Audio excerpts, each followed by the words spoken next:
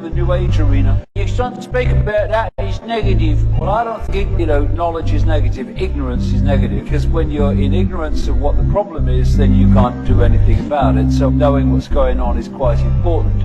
Reiterate the problem, we've got disconnected from the full magnitude of who we are, isolated in the five senses, thanks to the bamboozle set up to hold us in perceptual servitude, created the madhouse, and now the question is who's behind it or what's behind it. And this is where we go into some strange places. Every man takes the limits of his own field of vision for the limits of the world. That's the program, and it's a big mistake if we're going to understand what's going on in the world. Total human control, we hide the real controllers, which is what has been happening through known human history. Who is the spider? What is this force and source that's driving all this? Well, it ain't them.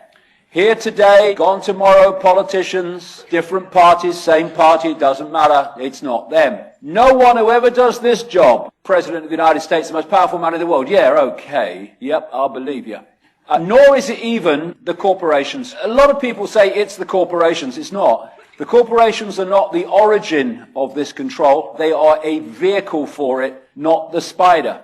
And it's no one who's sitting around a table making the decisions in the public eye. Those you see are only gophers for those you don't see. You can go deeper into the rabbit hole, away from the people you see, into the advisors. It's not them either. You can go even deeper, and you can find the Rothschilds and people like that. We are the Rothschilds. You don't see us, but we control your life. Well, yes, but only on one level. They're not the origin either. So who is the spider? What is the driving force? Mark Twain said, truth is stranger than fiction because fiction is obliged to stick to perceived possibilities. Truth isn't. Truth doesn't change because you don't want to hear it. And the postage stamp consensus is currently in an ambulance heading for emergency because it's heard what I'm going to say next. And this is as far off that postage stamp that you could possibly imagine. So are we ready? Who is the spider? This takes us into this next level of the rabbit hole, which is a level of non-human intelligence, which is behind what's going on in the world.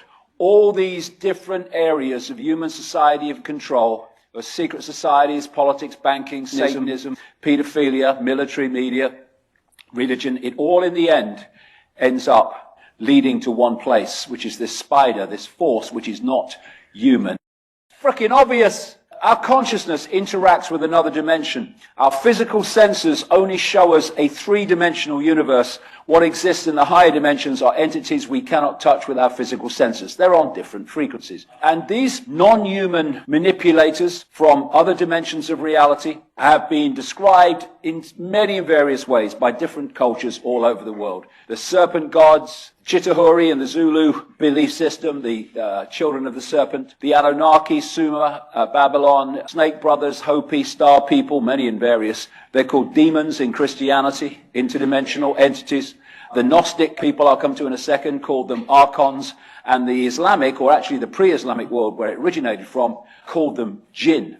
And these are entities either that are manifesting within our reality, our visible light frequency band, or manipulating from outside of that visual frequency of perception. And the different ways, I say different ways, the common ways that they are described, many of them very, very compelling in different cultures and belief systems, they are clearly describing the same force. Like the archons in the Gnostic belief system, as they call them, they said of the archons, they were made from luminous fire, and they kind of create with luminous fire. And the jinn are said by the Islamic world to be made from smokeless fire. And the way that they are described, they're clearly describing the same entities, the same force. Now the Gnostics were not a race, or even a people, they were a belief system. They were a perception system. And whenever they got into a place and started to communicate this perception, this knowledge, it's what gnosis means, knowledge, but a certain kind of knowledge, they were persecuted by the Roman Church who sent the boys in. And 1/5 of these writings found at Nag Hammadi talk about something they call the archons. Just their name, it's a word means rulers, that's why they call them that. And they said that they were manipulating human society from the unseen and were responsible for basically creating the world of what we call physicality.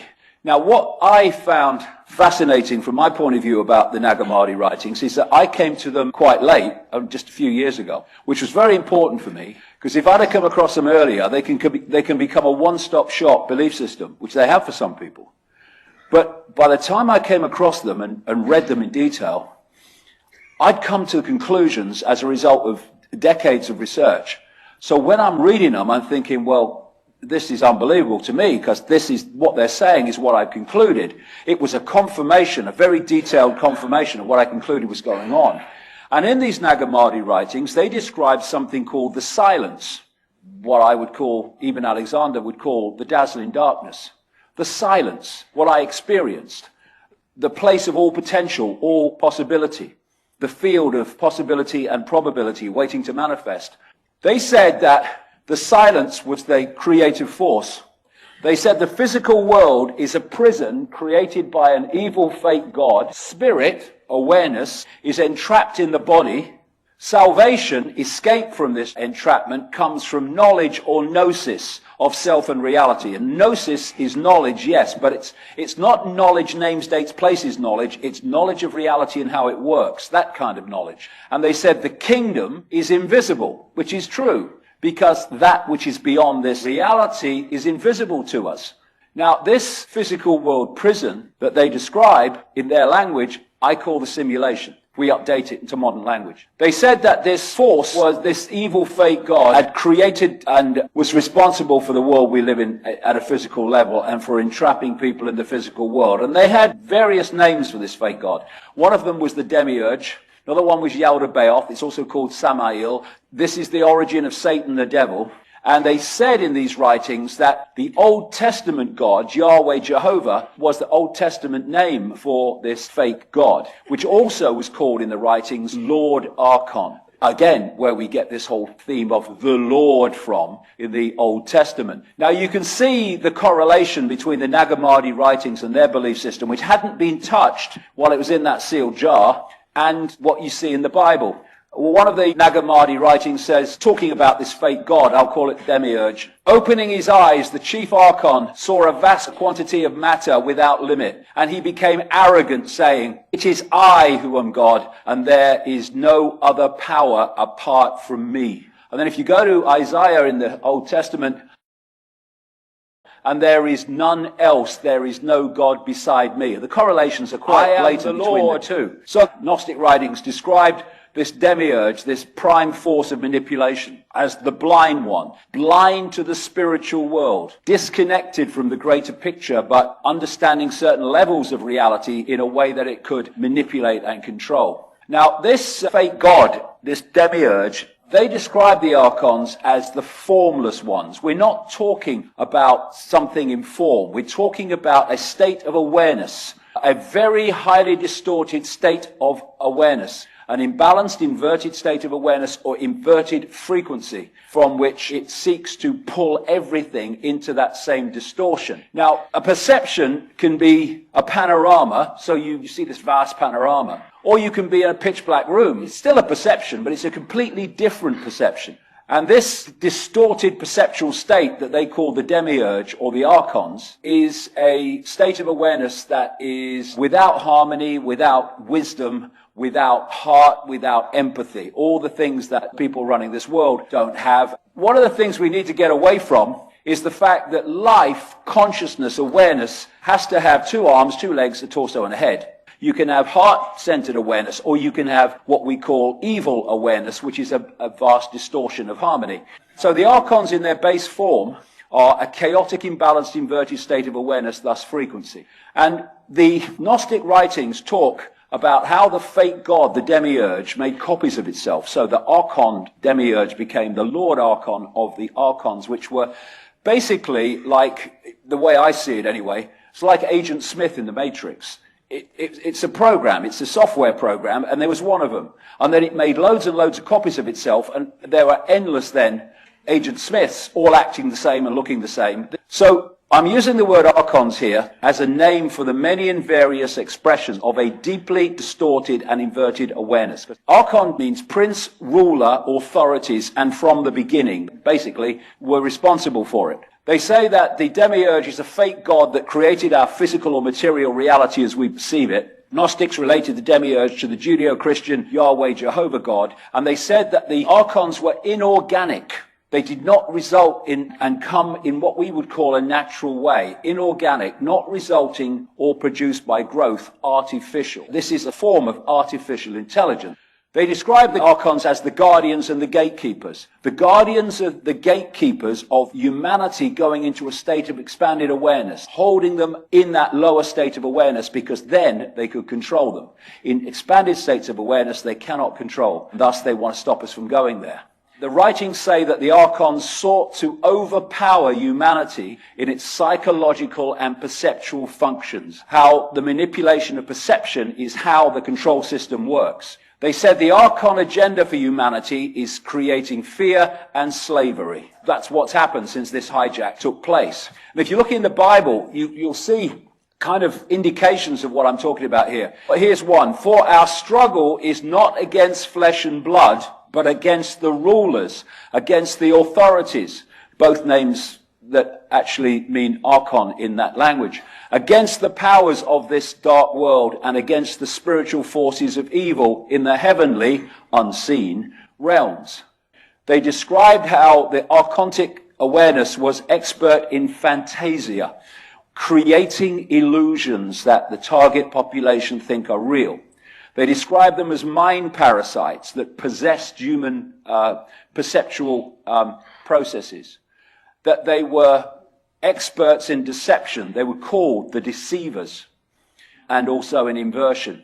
It's made humans blind so the one-eyed man can control. Once we become the two-eyed, three-eyed, third-eyed human, expanded awareness beyond that, it's over. But not until, and that means breaking the program and letting go of all these belief systems that hold us in servitude. The archontic writings of the Gnostics also say that the archons made a bad copy of the original reality.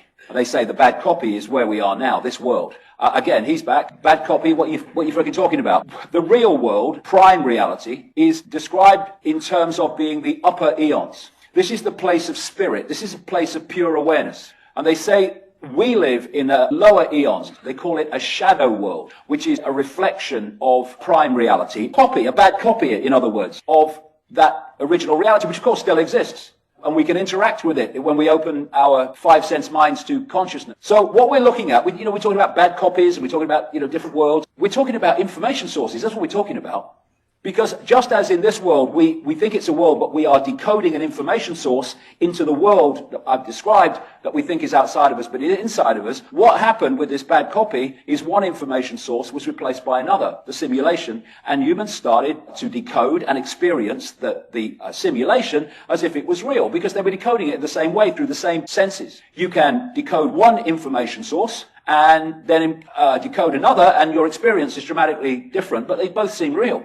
Nag Hammadi Tech's Origin of the World says, now the eternal realm, the eternal eon, the upper eon of truth, has no shadow outside it, for the limitless light is everywhere within it. But its exterior is shadow, which has been called by the name darkness. From it there appeared a force presiding over the darkness, and the forces that came into being subsequent to them called the shadow the limitless chaos. The word chaos is used again and again to describe the actions of this archontic force, which is a chaotic, distorted state of awareness. Yaldabaoth, the demiurge, in other words, these writings say, created the lower eons as an image or reflection of the upper eons. This is the simulation, I'm calling it. In relation to the reflection which he saw in it, he created the world. With a reflection of a reflection, he worked at producing the world. So what they're describing is pure awareness in a higher frequency realm of what they call upper eons, the realm of spirit. And this reality being a realm of form or matter.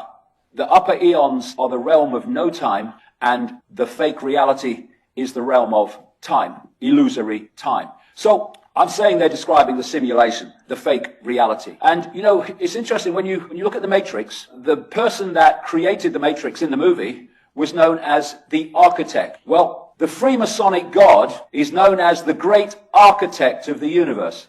And the Gnostics called the demiurge the great architect of the universe. They're describing the force that created this reality. Not what we call God or infinite awareness, the creative force, but this distortion created this distorted reality. Now, where is the matrix? It's in our heads. It's in our perceptual decoding system. And therefore, if we are locked in only to the frequency of the matrix has completely got control of our perception of reality. When you expand your awareness, you still experience the matrix on one level, but you can see and perceive beyond it, and thus you start to see where you are. You're starting to see the maze now. They don't want us there. This is why they're terrified of this information.